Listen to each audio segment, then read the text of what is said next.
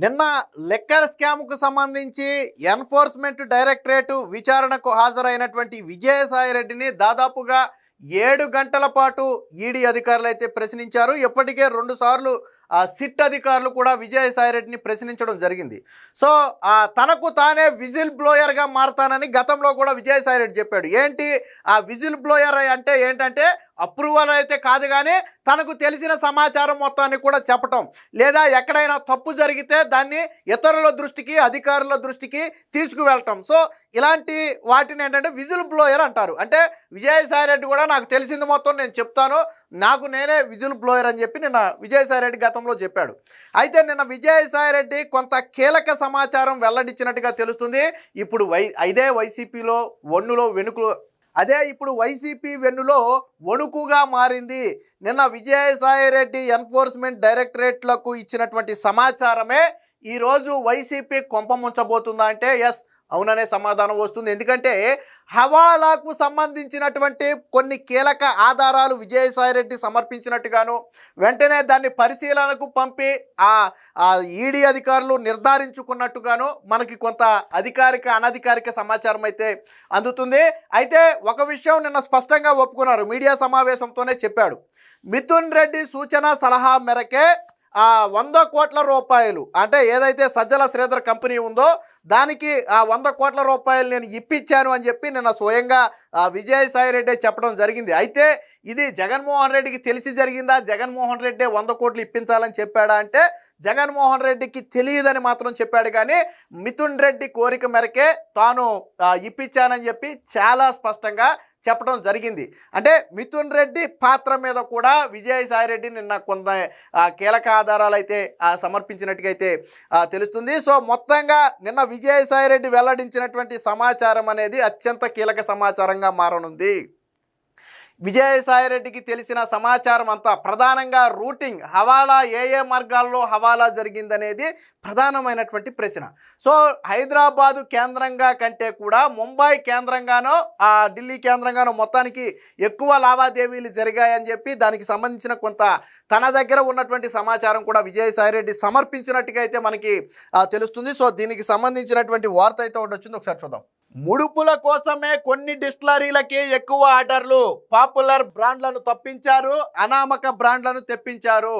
So ఎందుకు నిన్న విజయసాయిరెడ్డిని అడిగిన ప్రధానమైన ప్రశ్న ఏంటంటే అంతకు ముందు ఉన్నటువంటి పాపులర్ బ్రాండ్లన్నింటినీ తొలగించి ఊరు పేరు లేని అనామక బ్రాండ్లకు 75% పైగా ఆర్డర్లు ఇవ్వటానికి కారణం ఏంటి అని అడిగితే ఆయన చెప్పిన మాట ఏంటంటే మనకు అందుతున్న సమాచారం ప్రకారం ముడుపుల కోసమే. అంటే పాపులర్ బ్రాండ్లు నీకు ముడుపులు ఇవ్వవు, పాపులర్ బ్రాండ్లు అనేవి ముడుపులు ఇవ్వవు, కాబట్టి అనామక పాపులర్ కాని బ్రాండ్లు అయితేనే ముడుపులు ఇస్తాయి. ఎందుకంటే వాళ్ళకి సేల్స్ ఉండవు కాబట్టి ఈ విధంగా సేల్ చేసుకుని అందులో కొంత కమిషన్ల రూపంలో ఇచ్చేస్తారు. సో కాబట్టే ఇచ్చారు అని నిన్న విజయసాయిరెడ్డి చెప్పినట్టుగా మనకి తెలుస్తుంది. అందుకనే కొన్ని డిస్టిలరీలకే, ఎందుకు కొన్ని డిస్టిలరీలకే అంటే వాళ్ళే ముడుపులు ఇచ్చారు, ముడుపులు ఇచ్చిన డిస్టిలరీలకే ఎక్కువ ఆర్డర్లు ఇచ్చారు. అందుకనే పాపులర్ బ్రాండ్లను, మరి పాపులర్ బ్రాండ్లు ఉంటే అనామక బ్రాండ్లు బయటికి వెళ్ళవు.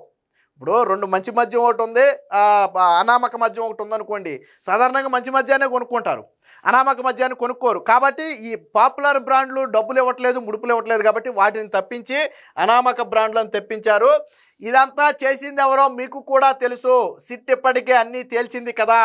ఈడీ ముందు గుట్టు విప్పిన సాయిరెడ్డి హవాలాపై పలు ఆధారాల సమర్పణ.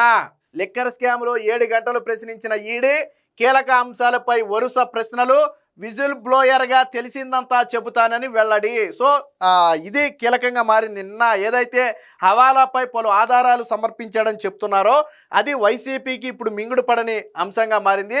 జగన్ హయాంలో జరిగిన మద్యం స్కాములో కీలక వివరాలు రాబట్టడంపై ఈడీ దృష్టి సారించింది. లిక్కర్ పాలసీ రూపకల్పన నుంచి కమిషన్ వసూలు వరకు ముఖ్య పాత్ర పోషించినట్లు ఆరోపణలు ఎదుర్కొంటున్న వైసీపీ మాజీ నేత విజయసాయిరెడ్డిని ఈడీ అధికారులు గురువారం హైదరాబాద్లో 7 గంటలు ప్రశ్నించారు. మద్యం పాలసీపై తన సమక్షంలో 3 భేటీలు జరిగాయని, ఆయన చెప్పినట్లు తెలిసింది. విశ్వసనీయ సమాచారం ప్రకారం ఎక్సైజ్ మంత్రి, అధికారులు, ప్రభుత్వంలో ఉన్నవారు రూపొందించాల్సిన లిక్కర్ పాలసీలో ఒక పార్లమెంటు సభ్యుడైన మీరు ఎందుకు కల్పించుకున్నారు, పాలసీ రూపకల్పనలో మీ పాత్ర ఏంటని ప్రశ్నించినట్టుగా తెలుస్తుంది. ఇక ప్రైవేటు దుకాణాలు తీసేసి ప్రభుత్వమే మద్యం వ్యాపారంలోకి దిగాలని ఎందుకు, ఎలా నిర్ణయించారని కూడా ప్రశ్నించినట్లుగా సమాచారం. సో ఈ విధానాన్ని సూచించింది ఎవరు అని విజయసాయి రెడ్డిని ప్రశ్నిస్తే తాను కొంత ఏదో సమాచారం చెప్పాడు. ఇక అవును 100 కోట్లు ఇప్పించా. సో ఇదొక కీలక సమాచారం. మిథున్ రెడ్డి సలహా మేరకు అరబిందో నుంచి రాజ్ కసిరెడ్డికి 100 కోట్ల రూపాయలు అరేంజ్ చేశానని ఈడీ అధికారులు అడిగారు. అవును, మిథున్ రెడ్డి కోరిక మేరకు నేను రికమెండ్ చేసిన మాట వాస్తవమేనని చెప్పాను. మిథున్ రెడ్డి, రాజ్ కసిరెడ్డి, సజ్జల శ్రీధర్ రెడ్డికి అరబిందో నుంచి ఆ డబ్బు అప్పుగా ఇప్పించాను. ఇది జగన్కి తెలిసే జరిగిందా అంటే 100 కోట్లు అరేంజ్ చేయమని జగన్ మీకు చెప్పారా అని ప్రశ్నించారు. అయితే జగన్ నాకు చెప్పలేదని స్పష్టం చేశాను. లిక్కర్ స్కామ్లో కర్త కర్మ క్రియ రాజ్ కసిరెడ్డి, ఆయనే దీని గురించి చెప్పగలరని ఈడీకి చెప్పాను.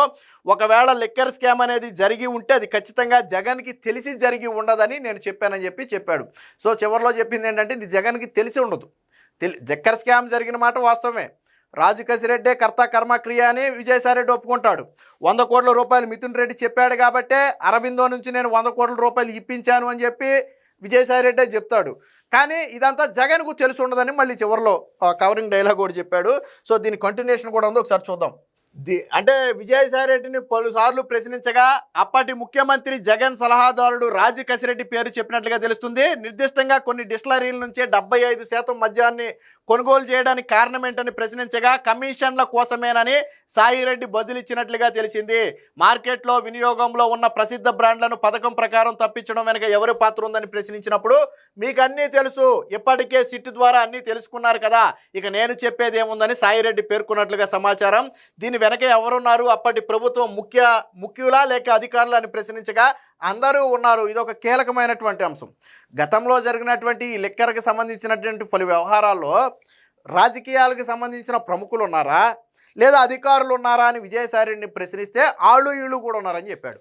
అంటే దీన్ని బట్టి అర్థమైంది అధికారుల సంగతి కాసేపు పక్కన పెడదాం, రాజకీయ నేతల ప్రమేయం ఉందనే కదా విజయసాయి రెడ్డి ఒప్పుకున్నాడు. సో ఇది కీలకమైనటువంటి అంశంగా మారింది. అలాగే ఇబ్రహీంపట్నం నుంచి తంబళ్ళపల్లి వరకు తీగ బయటకు వచ్చింది. ఇదంతా పత్రికల్లో సూచాను, కానీ దాని గురించి నాకైతే ఏమీ తెలియదని చెప్పారు.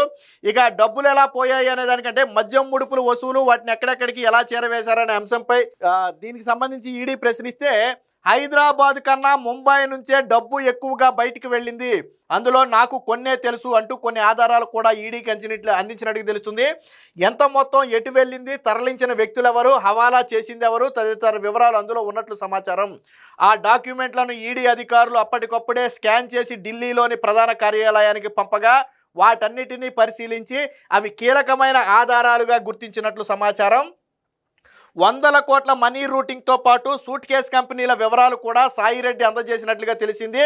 మద్యం స్కామ్లో A1 రాజ్ కసిరెడ్డితో లావాదేవీలు జరిపిన ముంబై హవాలా వ్యాపారులతో పాటు వైసీపీ ఎంపీ మిథున్ రెడ్డి పాత్రపై కూడా ఆ ఈడీ అధికారులు అయితే ప్రశ్నించడం జరిగింది. సో మొత్తంగా అంటే ఏ రకంగా చూసినా కానీ విజయసాయి రెడ్డి ఈ లిక్కర్ స్కామ్కు సంబంధించి కీలక సమాచారం బయట పెట్టాడు. ముఖ్యంగా ఒప్పుకున్నది ఏంటంటే మిథున్ రెడ్డి సలహా సూచన మేరకే అరబిందో నుంచి 100 కోట్లు ఇప్పించారు. సో ఇదొక కీలకమైనటువంటి అంశం. 100 కోట్లు ఎందుకు ఎలా వెళ్ళిందనేది ప్రధాన అంశంగా మారుతుంది. ఒకటి. రెండోది కమిషన్ల కోసమే అనామక బ్రాండ్లను తీసుకొచ్చారు, పాపులర్ బ్రాండ్లను తప్పించారు అని ఒప్పుకున్నాడు ఆయన. మూడోది రాజ్ కసిరెడ్డి ఆధ్వర్యంలోనే మొత్తం జరిగిందని చెప్పాడు. అలాగే నాలుగోది మనీ హవాలా జరిగిన మాట వాస్తవమేనని, అందులో నాకు కొన్ని మాత్రమే తెలుసు, మొత్తం నాకు సంబంధం లేదు, నాకు తెలియదని చెప్పి తనకు తెలిసిన కొంత సమాచారాన్ని ఈడీ అధికారులకు ఇస్తే ఈడీ అధికారులు దాన్ని ఢిల్లీ అధికారులకు అప్పటికప్పుడు పంపిస్తే ఢిల్లీ అధికారులు దాన్ని పరిశీలించి ఎస్ ఇది కీలకమైనటువంటి సమాచారంగా మారే అవకాశం ఉంది, ఇందులో కొన్ని ఫ్యాక్ట్స్ కూడా ఉన్నట్టుగా గుర్తిస్తున్నామని చెప్పి వాళ్ళు చెప్పడంతో ఇది కీలక సమాచారంగా ఈడీ అధికారులు భావించారు. పైగా మరొకసారి విజయసాయి రెడ్డిని అవసరమైతే మేము పిలుస్తామని చెప్పి ఆ ఈడీ అధికారులు అయితే 7 గంటలు ప్రశ్నించిన తర్వాత పంపడం జరిగింది. ఈ విచారణ తరువాతే విజయసాయి రెడ్డి బయటకు వచ్చి జగన్మోహన్ రెడ్డి మీద నిప్పులు జరిగాడు. జగన్మోహన్ రెడ్డి అనే వ్యక్తి ఇక ముఖ్యమంత్రి కాలేడు, ఆయన కోటరీ ఉన్నంతకాలం ఆయన సీఎం కాలేడు, ఇక్కడ కూటమి ఉన్నంతకాలం ఆయన సీఎం కాలేడు, నేను గొడ్డులాగా పనిచేస్తా అంటే ఒక పాలేరులాగా పనిచేస్తే నన్ను వెన్నుపోటు పొడిచి బయటకు పంపారు కోటరీ మాటలు నమ్మి అని చెప్పి విజయసాయిరెడ్డి ఒక తీవ్రమైన స్వరంతో విమర్శలు కూడా చేశారు. అంటే విజయసాయిరెడ్డి బయటకు వచ్చి మాట్లాడిన దాన్ని బట్టి అర్థం చేసుకుంటే లోన కొంత సమాచారం ఇచ్చిన మాట వాస్తవం. అది ఎంతవరకు ఉపయోగపడుతుంది, అది ఎవరి మెడకు చుట్టుకుంటుందనేది తెలియదు. కానీ మొత్తంగా నిన్న విజయసాయిరెడ్డి విచారణలో వైసీపీ ఒండులో వెనుక పుట్టే అంశాలనే వెల్లడించినట్లుగా తెలుస్తుంది. సో దీనికి సంబంధించి తదుపరి విచారణ నిమిత్తం విజయసాయిరెడ్డిని పిలుస్తారా లేదా విజయసాయిరెడ్డి ఇచ్చిన ఆధారాల ప్రకారం మరికొంతమందిని అదుపులోకి తీసుకుంటారా అనేది మాత్రం వేచి చూడాల్సి ఉంటుంది.